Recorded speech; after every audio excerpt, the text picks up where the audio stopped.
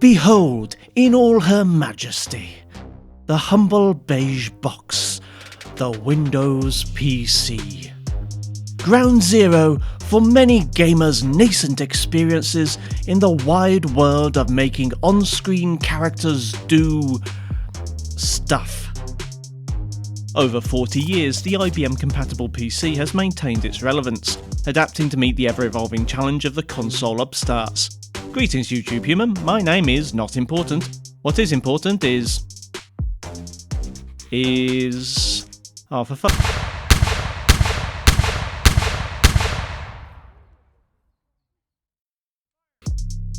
Number 10. Rollercoaster Tycoon 3.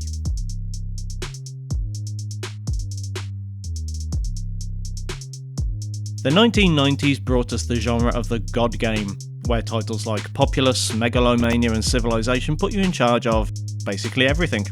As the God game genre grew, various offshoots emerged with smaller ambitions, reducing the game's scope from the whole world to single cities, a house or a business. And while business management simulators don't usually have critics lining up to dangle a Game of the Year award from your neck, the idea of developing and managing your own theme park, and then riding them in 3D, was compelling enough for audiences in 2004 to drive 10 million sales. Plus, for those who tire of the building and management aspects of the game, there's also the option to create wild death traps and watch your creations cause havoc in a crowded park. Shove it, Real Estate Tycoon. Number 9. Garry's Mod. Originally a user-created mod for Valve's Half-Life 2, Garry's Mod stretches the definition of game further than most on this list. Garry's Mod is a true sandbox, where players can place and manipulate objects, NPCs and props within a game world imported from the game library or from other source engine games installed on the user's PC, then share their creations with the world. And of course, hilarity ensues. Early video sharing sites were flooded with content from people using Garry's Mod to create machinima videos, extending this versatile game out of the realms of the simple let's play formula and into a more creative direction. To date, Garry's Mod has moved some 10 million units. Number 8. Starcraft. Another staple of the PC platform, the real-time strategy game was essentially another subgenre of the God game, this time swapping happy pleasure seekers for murderous armies. The RTS was epitomised in the 1990s by studios like Westwood and Blizzard, the latter of whom were the developers behind the legendary Warcraft series. Blizzard struck gold in 1998 with Starcraft, a sci-fi RTS game with 3 playable factions, Terrans, Protoss and the Zerg, each with distinct technology trees and tactics required for success. While a refinement of a genre that was, at the time, defined by games like Command & Conquer, Starcraft would prove to be the more enduring and fondly remembered RTS title. To date, the original Starcraft has sold 11 million copies. As of 2017, the original game and expansion Brood War have been made available to download for free, and an HD remaster was released around the same time. Number 7. The Sims.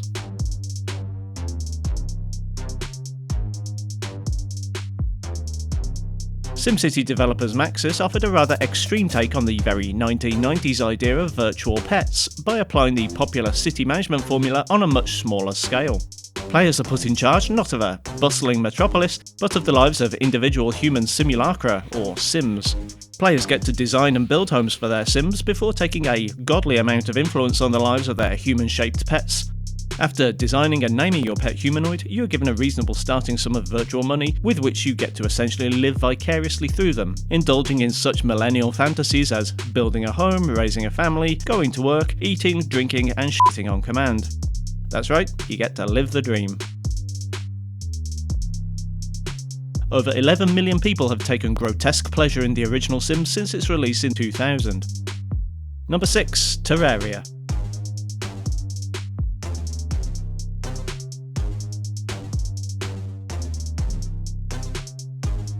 Terraria is a game, apparently. No, seriously, this is news to me. 12 million, really? Wow. Okay, I'll take your word for it.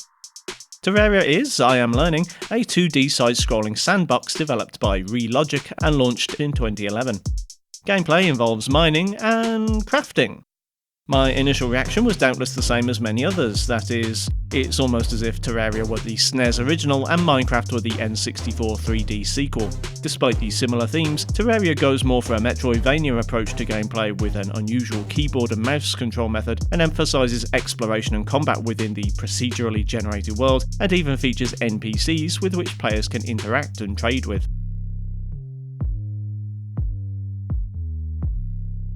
Now we're at the halfway point in the list, I'd like to take a moment of your oh so precious time to ask if you'd care to do me a solid and click the like, subscribe and bell buttons below if you're enjoying yourself, and drop me a comment if you've any list videos you'd like to see in the future.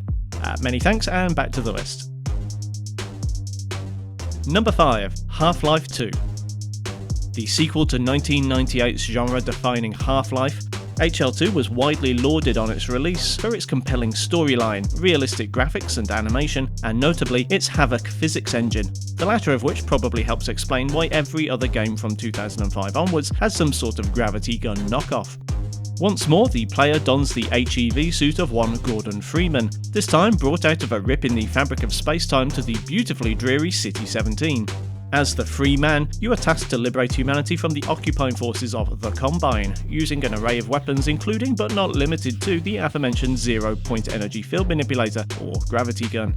Since its 2004 release, Half-Life 2 has sold more than 12 million units, earning titles like Greatest FPS of All Time and Most Influential PC Game Ever. More importantly, HL2 accompanied the launch of Steam, developer Valve's online game distribution system that set the business model for everything that followed, and normalised the idea of not owning physical copies of your games. Number 4. World of Warcraft.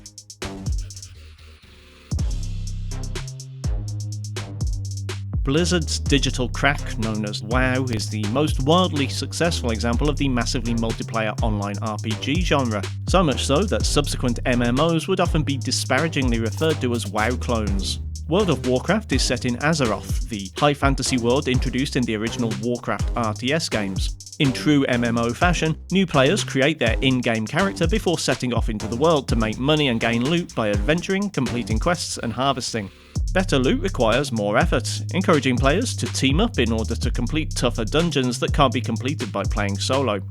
The ultimate challenge is reserved for the epic content, where boss-level creatures require significant strategy, and full teams of up to 40 players across all adventure classes to successfully defeat.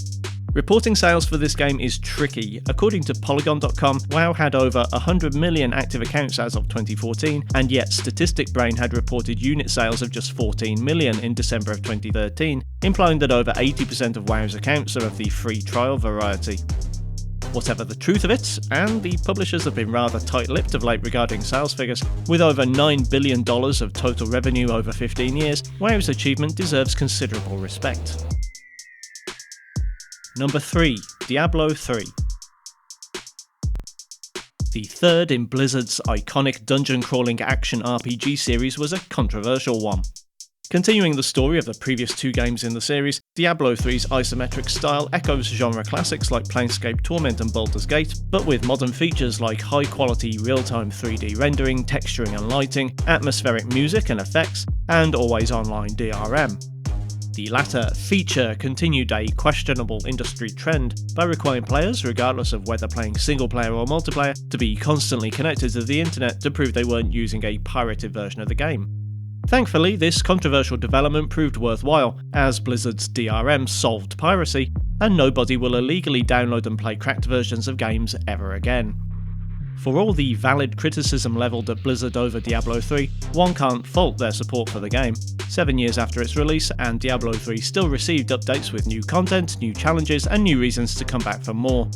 Since its meteoric launch in May 2012, during which it sold 3.5 million copies in the first 24 hours of release, that number has climbed steadily over time. As of 2015, sales stand at 30 million, placing it at number 3 in our chart. Number 2. Minecraft. How do I describe Minecraft as someone who's never seen or played it? Thankfully, that question is rhetorical, as very few people haven't heard of the multi-platform 3D exploration / resource gathering / insane construction sandbox phenomenon that is Minecraft, and those last few dregs of humanity probably don't watch YouTube videos about gaming anyway. Initially beta released in 2009 by developer Marcus Persson, and commercially launched in 2011 by the developer's new studio Mojang. Since the studio's acquisition by Microsoft, Minecraft has become a trophy in the Xbox developers' cabinet. Though this hasn't stopped them from releasing the game on literally every imaginable current platform, including smartwatch. The PC version remains the most developed platform for the game, however, with a voracious modding community changing the entire appearance of the game, making the humble block building game challenge even enthusiast-grade PCs. Lately, Mojang even spawned an Nvidia-sponsored ray tracing mod to show off the GPU brand's new RTX technology. Despite the ubiquity of Minecraft, the original PC version's popularity remains undiluted. The Windows version alone has sold 30 million units to date. Number 1. PlayerUnknown's Battlegrounds. Well, if you've made it past all the billions of hours of YouTube videos to my little corner of the internet without having heard of PUBG, I'm assuming you've been in a coma since, about 2016. In which case, I have a lot of very, very, very, very, very bad news for you. On the other hand, PlayerUnknown's Battlegrounds redefined the concept of competitive online shooters when it was first released back in 2017.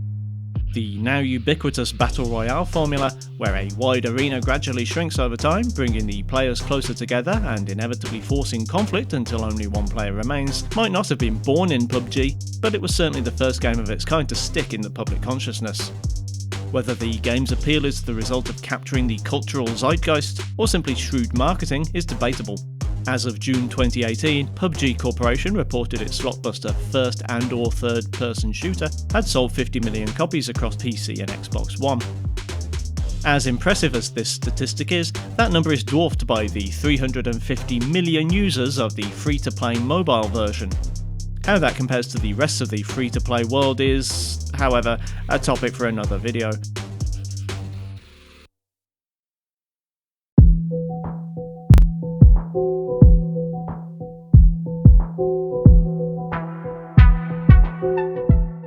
And that's my list. Which of these PC games have you bought? Did the appearance of any entry shock you to your very foundations? Let me know in the comments below. While you're down there, kindly do the usual YouTube things if you feel so inclined, and I'll see you next time.